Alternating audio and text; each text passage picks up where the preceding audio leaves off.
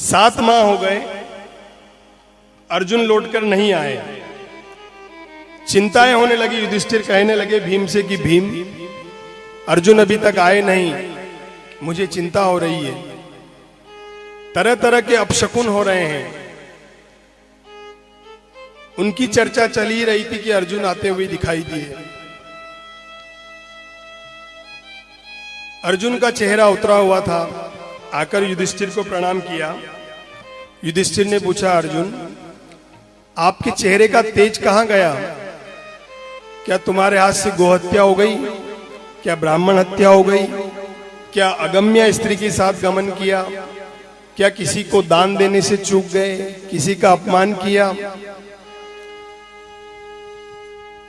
द्वारिका में सब यादव कैसे हैं? बलदाऊ जी कैसे हैं? और हमारे प्रभु कैसे हैं? जैसे ही प्रभु का नाम लिया अर्जुन फूट फूट कर रोने लगे। वंचितो हम महाराज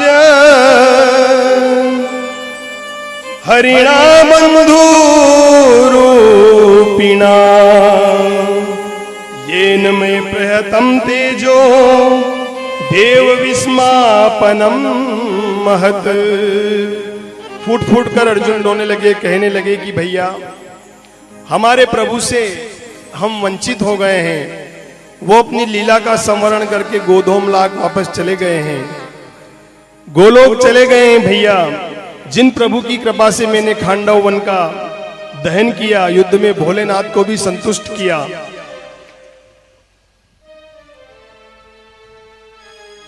उन्हीं की कृपा से मैंने द्रौपदी का वरण किया। आज उनके परम धाम जाने के बाद मैं अर्जुन, मेरे बाण वही, मेरा गांडीव वही, तो भी आज भीलों से युद्ध में पराजित हो गया। मुझे आज पता चला भैया कि मुझ में जो बल था सब केशव का था।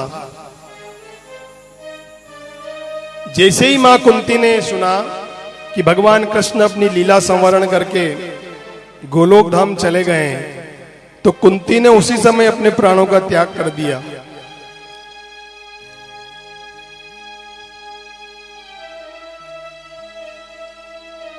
युधिष्ठिर ने राज्य का भार परीक्षित को सौंपकर परीक्षित का राज तिलक किया और सीधे सभी भाई द्रौपदी के साथ स्वर्गारोहण को निकल गए।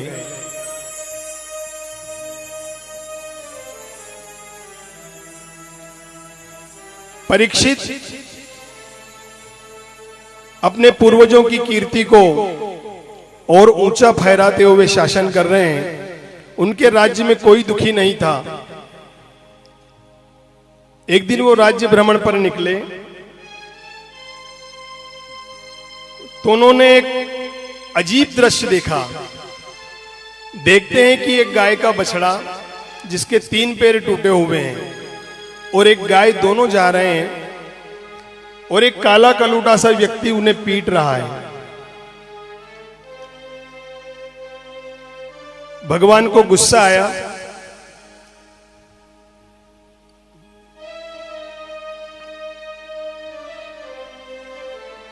उस काले कलूटे व्यक्ति से परीक्षित कहते हैं कि तू इन्हें क्यों मार रहा है? उधर गाय और बछड़े आपस में बात कर रहे हैं। बछड़ा कह रहा है कि तुम क्यों रोती हो? क्या इसलिए रो रही हो कि हमारे भगवान हमें छोड़कर अपने गोलोक धाम चले गए हैं, या इसलिए रो रही हो कि मेरे 3 पैर टूट गए हैं? परीक्षित ने जैसे ही उस काले कलूटे व्यक्ति को मारने के लिए तलवार उठाई, वो परीक्षित के चरणों में गिर पड़ा। और शरणागत को शरण देना एक राजा का कर्तव्य होता है। और राजा भी कौन? पांडव वंशी परीक्षित। कहने लगा महाराज रक्षा करें, रक्षा करें। परीक्षित ने कहा तुम कौन हो? उसने कहा महाराज मैं कलयुग हूं। परीक्षित को क्रोध आ गया। कलयुग और मेरे राज्य में तुम्हारी आने की हिम्मत कैसे हुई? कलयुग कहने लगा कि राजन, इस धराधाम पर सप्तद्वीप वसुंधरा पर एक छत्र आपका राज्य, आप बताइए मैं कहां जाऊं?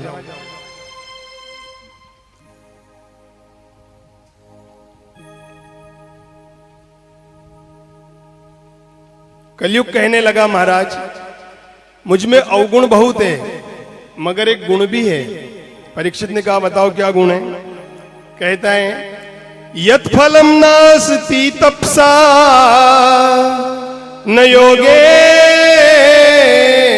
समाधिना तत्फलम लभते सम्यकलो केशव कीर्तना। कहने लगे कि जो फल सतयुग, त्रेतायुग और द्वापर युग में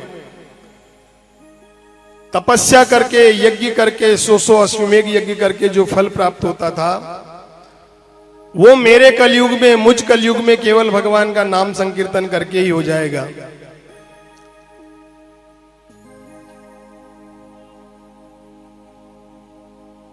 परीक्षित बड़े प्रसन्न हुए। परीक्षित ने कहा, ठीक है, तो हम आपको 4 जगह रहने की देते हैं। कौन कौन सी? जहां जुआ खेला जाता है, जहां शराब पी जाती है, जहां पर स्त्री गबन होता है और जहां जीव की हत्या होती है। इन 4 जगहों पर तुम रह सकते हो। परीक्षित ने कहा, परीक्षित ने जब ये कहा तो कलयुग बोला, महाराज एकाध ढंग की जगह तो देते। परिवार भी मेरा बड़ा है और फिर जहां जुआ खेला जाए, शराब पी जाए, व्यभिचार हो, जीव की हिंसा हो, ये चारों तो ऐसी जगह, कोई अच्छी जगह भी दीजिए। परीक्षित प्रसन्न थे। क्यों थे? कि कलयुग का वो गुण सब अवगुणों पर भारी था। तो उन्होंने कहा, ठीक है कलयुग, आज से स्वर्ण में भी तुम्हारा निवास होगा। अब प्रथम स्कंद में तो व्यास जी लिख रहे हैं कि सोने में कलयुग का निवास है। वहीं एकादश स्कंद में भगवान उद्धव से कहते हैं, धातु नाम आस्मि स्वर्ण, धातुओं में मैं सोना हूं। अब प्रश्न उठता है कि सोने में भगवान है या कलयुग है? तो टीकाकारों ने इसकी टीका की है कि जो अच्छे रास्ते से कमाए गए धन का सोना हो उसमें केशव रहते हैं, और जो 2 नंबर के रास्ते से कमाया हुआ सोना हो उसमें कलयुग रहता है। फिर प्रश्न आता है कि ज्यादातर तो सोना अधर्म से ही प्राप्त किया जाता है। तो फिर भागवत में टीकाकारों ने लिखा है कि अगर कभी ऐसा लगता है तो उस चीज को भगवान के अर्पण करके फिर पहन लिया जाए। तभी तो हम अन्न को भगवान को भोग लगाते हैं। हम बड़े स्वार्थी हैं, भगवान को तो खिलाते ही हैं, पर उसमें हमारा ये स्वार्थ भी है कि जितना भी अशुद्ध या इधर उधर से आया पैसा भगवान को भोग लगा दे तो वो प्रसाद बन जाता है। सब गुण दोष भगवान के ऊपर। तो कलयुग में ये व्यवस्था है कि हम भगवान का नाम संकीर्तन करके भव से पार हो सकते हैं। इस प्रकार राजा परीक्षित ने कलयुग को 5 स्थानों पर रहने की जगह दी। एक दिन राजा परीक्षित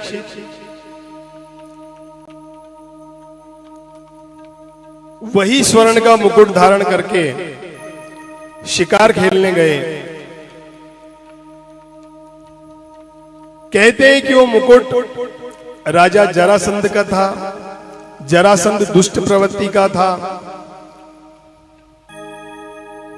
तो एक तो उसका मुकुट, दूसरा सोने में कलयुग का निवास। राजा परीक्षित शिकार करते करते दूर निकल गए। भूख प्यास सताने लगी। एक आश्रम दिखा।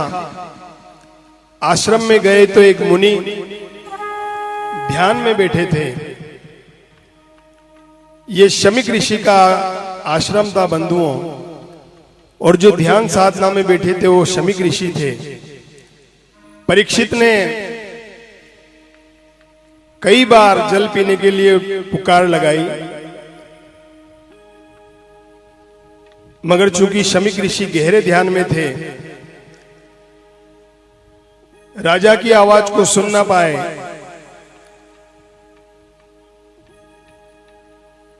राजा को लगा कि ऐसा कौन सा ऋषि है जो हम राजा हैं हमारे आने के बावजूद भी ध्यान में बैठे हैं, क्योंकि कलयुग का प्रभाव सर पे आ गया था। जो परीक्षित संत महात्माओं साधुओं का हमेशा आदर करते थे, सम्मान करते थे, पैर पूजते थे,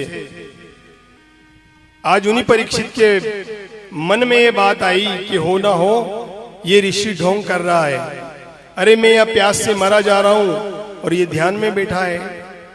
उन्होंने अपने धनुष से एक मरे हुए सर्प को उठाया और शमीक ऋषि के गले में डाल दिया, चले आए। इधर शमीक ऋषि का पुत्र श्रृंगी जो कौशिकी नदी में स्नान कर रहा था, उसके मित्रों ने जाकर कहा कि एक राजा आया था और तेरे पिता के गले में मरा हुआ सर्प डाल गया। ऋषि कुमार को बड़ा क्रोध आया और तुरंत कौशिकी नदी में उतरकर कौशिकी नदी का जल हाथ में लेकर श्राप दिया कि अभिमानी राजा, ए पाखंडी राजा, तूने मेरे पिता का अपमान किया है, तूने मेरे पिता के गले में मृत सर्प डाला है। मैं तुझे श्राप देता हूं कि आज से ठीक 7 दिन पश्चात तक्षक नाग के काटने से तेरी मृत्यु होगी। श्रृंगी ऋषि घर आए, मरा हुआ सर्प गले से उतारा और जोर जोर से पिता के गले लगकर रोने लगे। पूछने पर श्रृंगी ऋषि तो कुछ बता नहीं पाए, मगर श्रृंगी ऋषि के मित्रों ने कहा कि जब आपके गले में सर्प डालने की घटना का इन्हें पता लगा तो इन्होंने उस राजा को श्राप दिया है कि 7 दिन में तक्षक नाग उन्हें काट लेगा। इस बात पर शमीक ऋषि को बहुत क्रोध आया, कहने लगे, अरे ये तूने कैसा अनर्थ कर दिया। राजा परीक्षित तो एक महान राजा हैं, अरे जिन्हें बचाने के लिए स्वयं भगवान गर्भ में गए उन्हें तुमने ऐसा श्राप दिया, ये तुमने बड़ा अनर्थ कर दिया। इस पृथ्वी को अब राजा परीक्षित जैसा राज करने वाला राजा कभी नहीं मिलेगा।